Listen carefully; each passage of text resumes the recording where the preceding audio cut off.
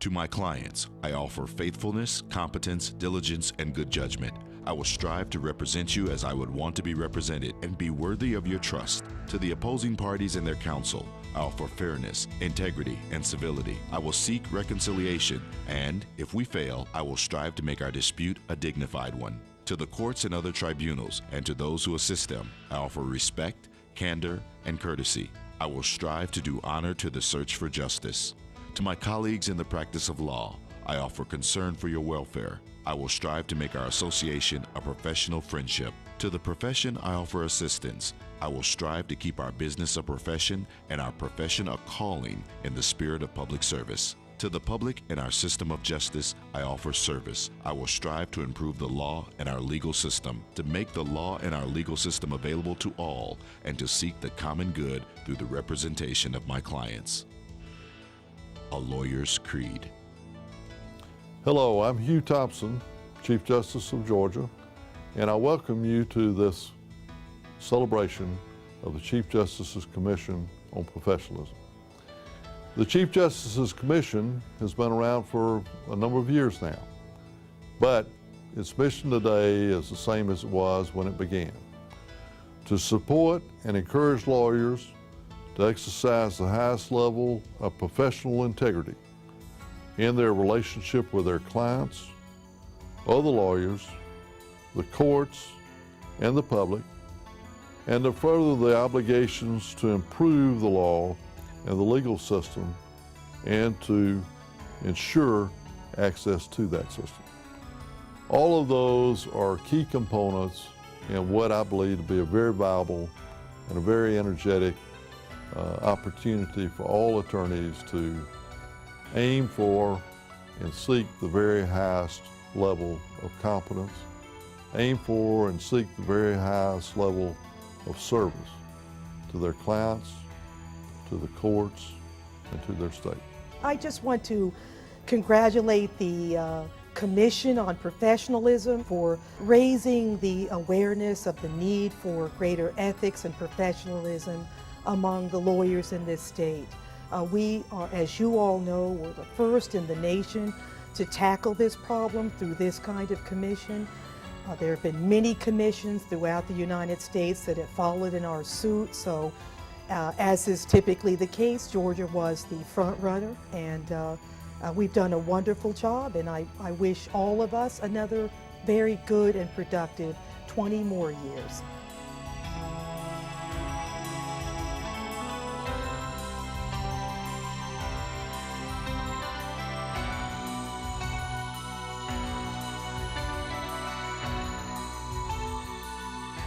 The Chief Justice's Commission on Professionalism, the first body of its kind in the nation, was created in 1989 by the Georgia Supreme Court with the primary charge to enhance professionalism among Georgia's lawyers. The Commission's work centers around educational programming, periodic recommendations to the state bar, the judiciary, and the law schools in Georgia, and coordination of professionalism activities of the organized bar, courts, law schools, and law firms. It was created really to address what was seen as increasing commercialization of the law, and particularly to address some type of unprofessional behaviors among lawyers, like what's called Rambo tactics in litigation, particularly harsh and extensively stressful activities amongst lawyers that didn't really contribute to resolving disputes in a very good way. The actual genesis of this whole thing was from a Dr. Jim Blaney, who was at the time president of Emory, and then Justice Charles Weltner, who had gotten together and decided that there was a necessity for bringing together a group of lawyers who thought of professionalism as something that was very important and needed to be institutionalized. So that first meeting took place at the Houston Mill House on the Emory campus. And it was an outgrowth of that through then Chief Justice Tom Marshall, Presiding Justice Harold Clark, and Justice Weltner, that this really got underway. But there's one thing that perhaps caused the public's attitude to change, and that was the Watergate situation. When everybody, I think it was one of the people in the White House said, how can this many lawyers act this bad, or something like that. And suddenly, there were a lot more people who complaining about their lawyers after that. Watergate was a watershed, if you'll excuse that, in the sense that it was a time when lawyers were acting badly in that case. I think it galvanized the attention not just of the public, but of the profession, that we had some house cleaning to do. The Supreme Court passed a rule in 1989 requiring every lawyer in Georgia to get 1 hour of professionalism continuing legal education credit starting in 1990. And there were no professionalism programs being offered. So lawyers, I think there were about 23,000 at the time, were required to get this 1 hour professionalism credit but had no program. So I was brought on to implement the professionalism program of the commission, but also get these CLE programs underway. We had to make it up as we went along. We had to make sure that people didn't say, I want to do a program on professionalism, let's just call it Dress for Success. Well, that may be part of professionalism, but that is not what we wanted professionalism CLE. We wanted them to grapple with the issues, the interplay of ethics and professionalism.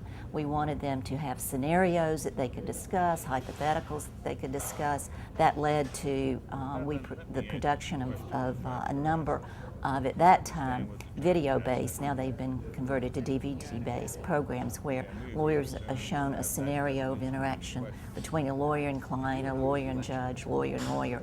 Stop the tape for discussion, which really makes for a much more meaningful, interactive learning experience rather than some judge just standing up saying, thou shalt be good. The time when the professionalism concept started, we did not have these wonderful bar offices. We were a little cramped and they were a little bit of dated meeting rooms, and we used to literally sit around a conference room table with brown bag lunches. And for me to have the opportunity to sit at a table with justices from the Supreme Court and the judges from the Court of Appeals, and to listen to these, at the time, what I thought were statesmen and elder lawyers in the bar, was just a life-changing experience for me. We also assist with the mentoring program. The formal name is the Transition into Law Practice Program, and that is the first state bar mandatory program where every newly admitted lawyer to the Georgia bar has a mentor for a good year to help them transition into practice and understand the highs and lows of practice. Guess which State Bar of Georgia committee had the highest response rate to our recruitment? The Committee on Professionalism. Isn't that wonderful? So many people are graduating from law school now, and they do not begin their practice in places where they have a good mentor or example of how decent lawyers ought to practice law. And that is true regardless of the size of the firm or the geographical location. We think that it is so crucial in those early years to make sure that the beginning lawyer starts off right. There's an old Southern expression where you need to be sure somebody's being raised right. And we feel that we need to do that with young lawyers. And we think it has. It's actually the first such program in the country, and now it's being replicated around the country. Speaking of replications, those law school orientations on professionalism where new lawyers, new law students discuss ethics and professionalism issues that can arise in law school with members of the bar and judges. That's been replicated in 40 law schools around the country. Unfortunately, over the years, in some places the bar has lost its collegiality and its the rapport that lawyers had with each other, where you could fight all day in court and then go out and have a drink with your opponent afterwards. And I think this has been a really positive force in the American legal profession to bring back a sense of professionalism to what is, after all, a profession, not a trade. We also have a program, the Justice Robert Benham Community Service Awards program, and every year we recognize a dozen or so outstanding attorneys, not for doing work as lawyers, but doing work in the service. If you look at any community organization board, church organization, even Little League and youth-oriented activities, there's usually a lawyer participating, and not just participating, but in a leadership position. So we recognize those outstanding public servants every year, those who have elected positions as well.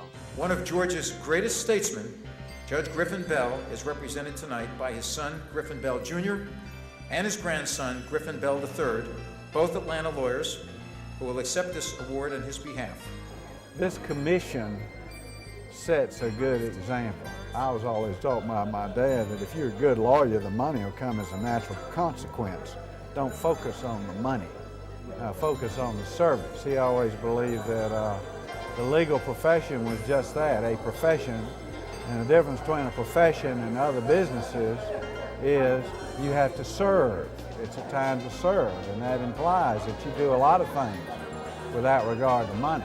Professionalism, and especially the community service component of it, is not about practicing law, it's about quality of life.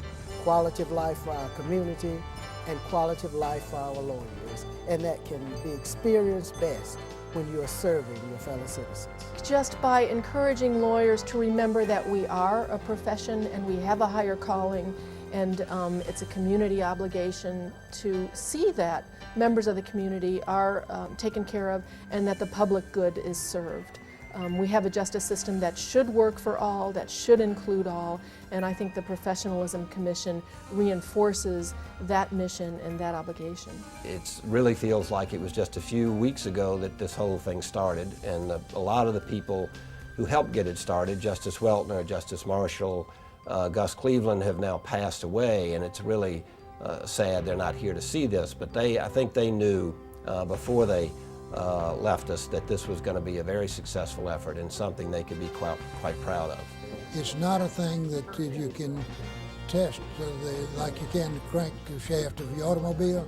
You don't have a dipstick to do this, but you look around and see what efforts are being made, like these various things. They're out there. And I think people are beginning to understand what they want in their lawyer. The ABA now has a standing committee on professionalism, but Georgia was really leading the way, and I'm really here to recognize that leadership. If you want to be a widely and deeply respected lawyer in Georgia, you want to be associated with the professionalism movement. It has great currency in Georgia today. The real fruit of all of this labor is that in these difficult times, lawyers have somewhere to go. Clients have somewhere to go to address disputes, to get information, and to serve their lives outside of an expensive litigation process. And that's really what we're trying to continue to do in the Commission on Professionalism. The profession gets it, and Georgia lawyers have really continued to lead the way. And I'm real proud of that.